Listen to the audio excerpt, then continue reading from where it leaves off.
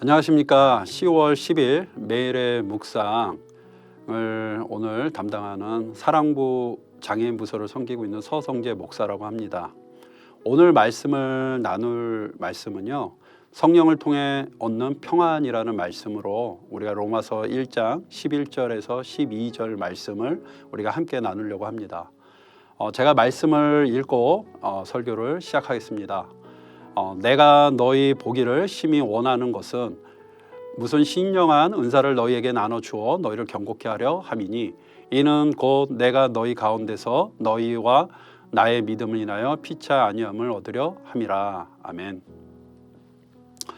로마서는 로마인들에게 쓴 편지를 로마서라고 이야기합니다. 우리가 사도 바울은 그 고린도에 머무는 동안에 3차 전도 여행 가운데 이제 로마를 향해서 복음을 전하기 위해서 준비하는 과정 가운데 로마서를 쓰게 되었습니다. 로마서를 1장을 처음 시작할 때 인사로 시작을 합니다. 바울은 정말 하나님 안에서 은혜의 빚진 자요, 또 하나님의 복음의 빚진 자로서 로마를 향해서 하나님의 복음을 전해야 된다라는 그 의지를, 그 말씀과 목적을 그 말씀 로마서 1장에서 말하고 있습니다. 우리가 보통 일상에서 많이 하는 말이 있습니다. 안녕하세요라는 말을 하는데요. 여기서 안녕이라는 단어는 평안, 안위, 안락, 안전, 평화 등의 많은 의미를 담고 있습니다. 그래서 우리가 안녕하세요라고 인사를 하면 상대방에게 안전하게 평안하게 잘 지내고 있습니까? 라고 안부를 묻는 것입니다. 우리는 이러한 깊은 의미의 인사를 습관처럼 상대방에게 진실되게 자주 인사를 하며 삶을 살아가고 있습니다.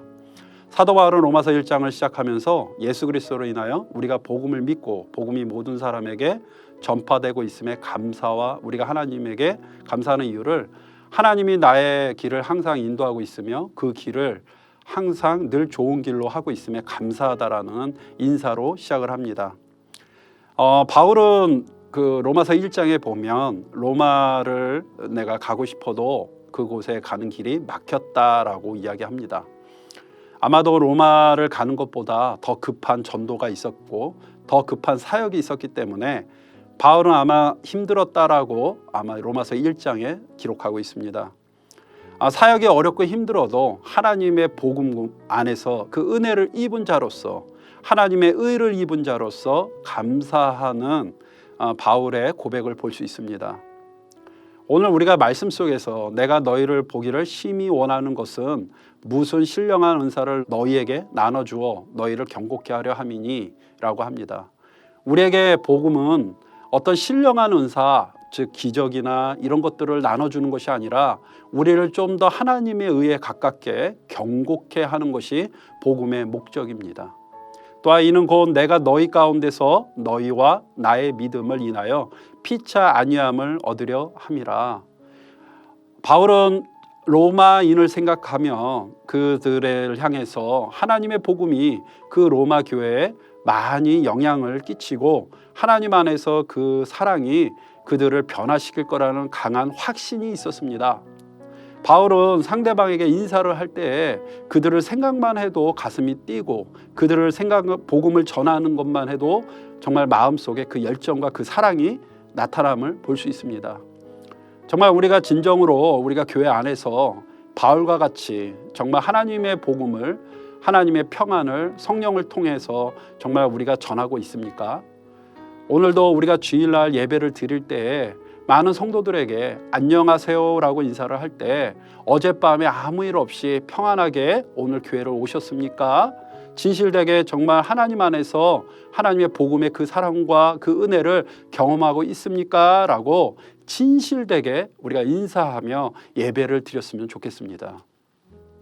성령의 능력으로 하나님을 주목하는 기도를 우리는 오늘도 해야 합니다.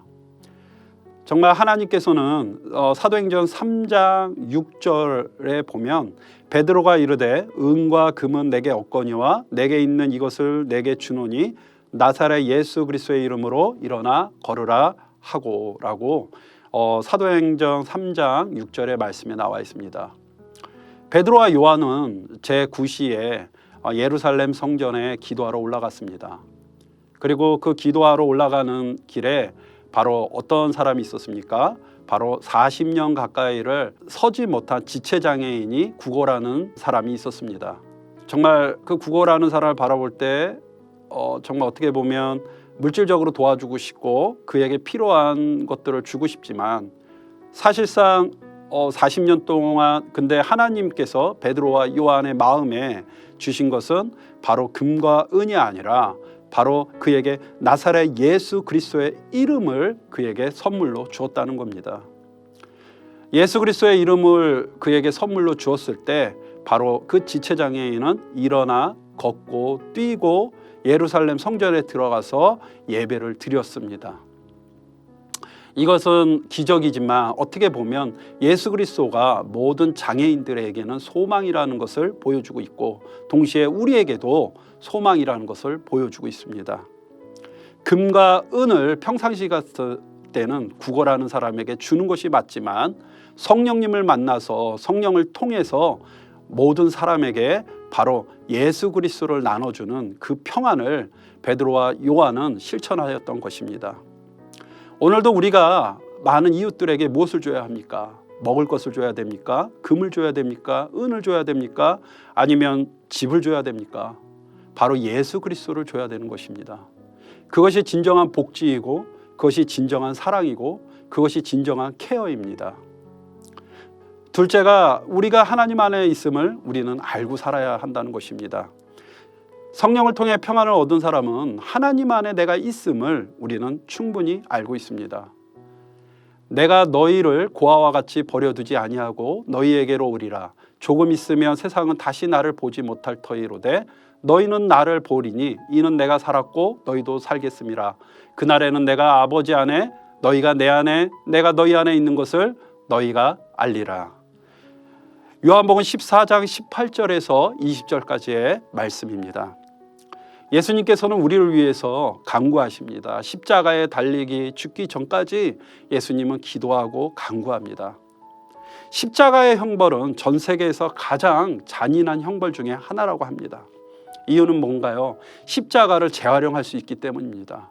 사람을 죽이고 고문하는 형틀을 돈을 많이 들이지 않고도 다시 재활용하여서 사용할 수 있다는 것이 장점이고요. 동시에 그 못을 손목과 발목에 못을 박았기 때문에 그 중력, 몸을 누르는 그 중력을 이겨내지 못하는 고통 때문에 결국 사람은 뼈가 부러지고 죽을 수밖에 없는 정말 최고의 고통의 고문 도구가 바로 십자가입니다. 그 십자가의 형을 앞에 두고 예수님은 무엇을 위해 기도하였나요? 바로 우리의 평안을 위해 기도했다는 겁니다.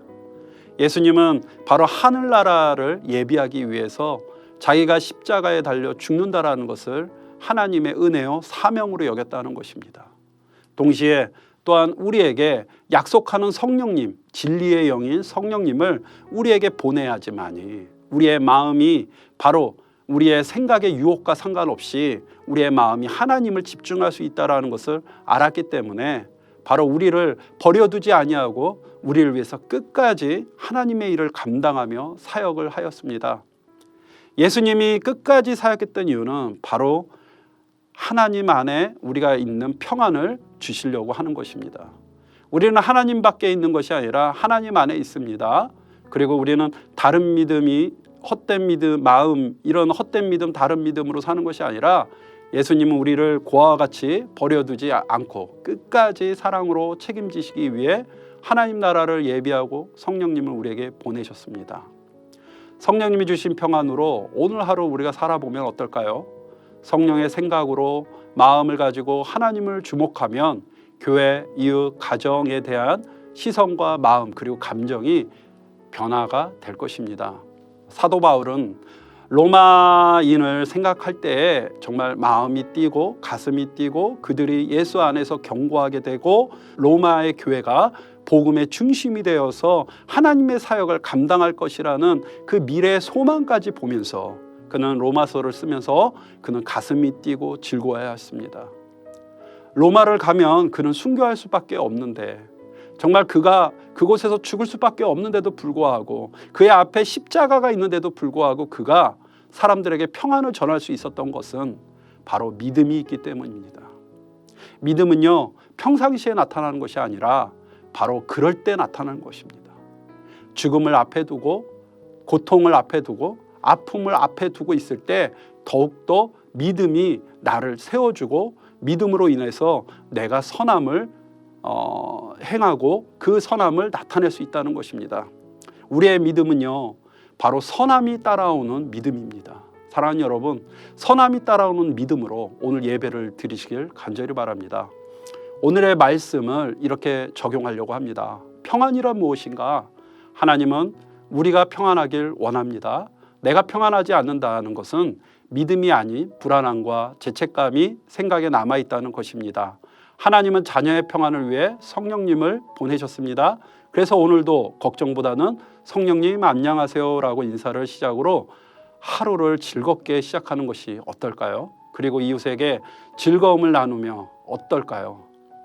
그리하면 평안이 미소로 여러분들 얼굴에 나타날 것입니다. 사랑하는 성도 여러분, 오늘도 이웃들에게 직장에서 또 가정에서 교회에서 또 나의 자녀에게 나의 아내에게 많은 사람들에게 진심으로 안녕하세요 라고 여러분 꼭 인사하시면서 하나님의 평안을 넉넉하게 나누는 복된 10월 10일 주일이 되길 간절히 바랍니다.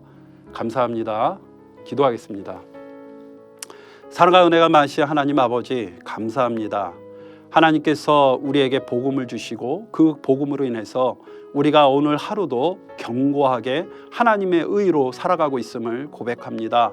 하나님, 우리가 이웃을 사랑할 때에 진심으로 사랑하게 하여 주시고 우리가 서로 교회를 사랑할 때에 우리가 하나님을 사랑하듯이 사랑하게 하여 주시옵소서.